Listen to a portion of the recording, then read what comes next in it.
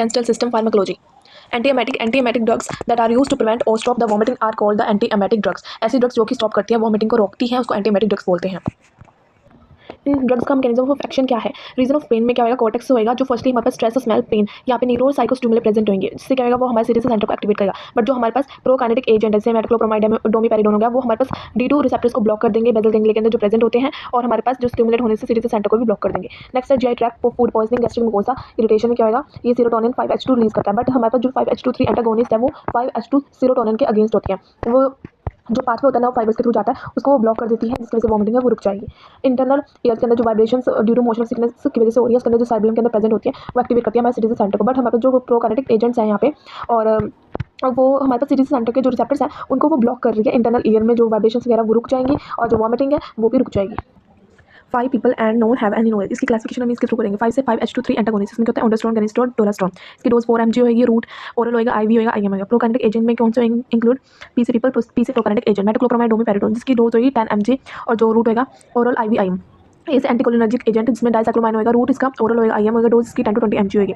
Neuroleptic drug जो haloperidol होंगी और क्लोप्रोमाजाइन होंगी, इसमें क्या है अडल्ट के अंदर ओरल और IV, IM दोनों जाते हैं, वैसे मोस्टली IM ही देते हैं आजकल। जो डोज होगी उसकी 2 to 5 mg इसके अंदर इंक्लूड करते हैं हम IM के अंदर। बट जो हमारे पास हेलोपेरिडोल की डोज होती है वो 120 mg जाती है। H1 ब्लॉकर्स, H से हमारे पास मेसिलाइजाइन, प्रोमेथाजाइन और डाइफेनाइड्रामाइन, वो रूट ओरली जाता है, डोज इसकी 25 to 50 mg जाती है।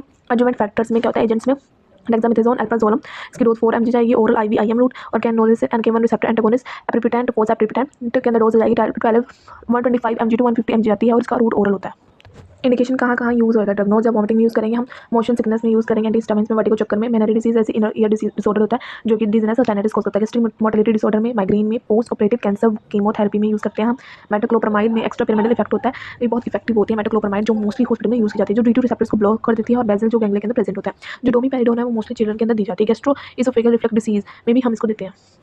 Contraindication hypersensitivity, renal hepatic toxicity मतलब किडनी और लीवर की टॉक्सिसिटी, पार्किंसन डिसीज में जो न्यूरोलॉजिकल डिसऑर्डर होती है जिसमें स्लो मूवमेंट होती है, सीएनएस इसमें डिप्रेस हो जाएगा, इसमें मोस्टली इसमें ओवर डिप्रेस हो जाएगा। कोमा और ड्राउजीनेस में भी इसमें देते हैं, कोमा और ड्राउजीनेस में इसमें अवॉइड करते हैं, इसमें पेशेंट की डेथ भी हो सकती है। अब इसके साइड इफेक्ट्स और adverse effect, headache, dizziness, dry mouth होगा, हाइपरटेंशन भी कम होगा, डायरिया होगा, EPS एक्स्ट्रापिरामिडल डिसऑर्डर भी हो सकता है, ट्रेमर्स, सीजर्स पड़ सकते हैं, रिजिडिटी हो सकती है, स्टिफनेस हो सकती है मसल्स की। लॉन्ग टर्म में गायनेकोमास्टिया में क्या होता है जो मेल ब्रेस्ट होते हैं वो इलाज हो जाती है हार्मोन इंबैलेंस की वजह से। लैक्टोरियस में जो प्रोलैक्टिन हार्मोन है वो इंक्रीज हो जाता है, जिसकी वजह से एब्नॉर्मल फ्लो होनी स्टार्ट हो जाती है मिल्क की, और अनरिलेटेड होता है प्रेगनेंसी के, चाहे वो मेल हो चाहे फीमेल हो। मेंस्ट्रुएशन साइकिल इरेगुलेशन होती है स्ट्रेस इंक्रीज होने की वजह से, जो हार्मोन लेवल को इफेक्ट करती है। ब्लड डिस्क्रेसिया हो जाता है, इसमें RBC WBC प्लेटलेट्स वो डिक्रीज हो जाएंगे, जिसकी वजह से एनीमिया कोज होगा और इन्फेक्शन कोज करता है ब्लड के अंदर, और हमारे पास ब्रेन बैरियर को भी क्रॉस कर जाता है। VT हमारे पास वेंट्रिकल और अरिथमियास, इसमें कहते हैं हार्ट रिदम्स इंक्रीज होती है और QT इंटरवल्स जो उसके ऊपर इंपैक्ट पड़ता है। Thank you for watching, if you like that then subscribe.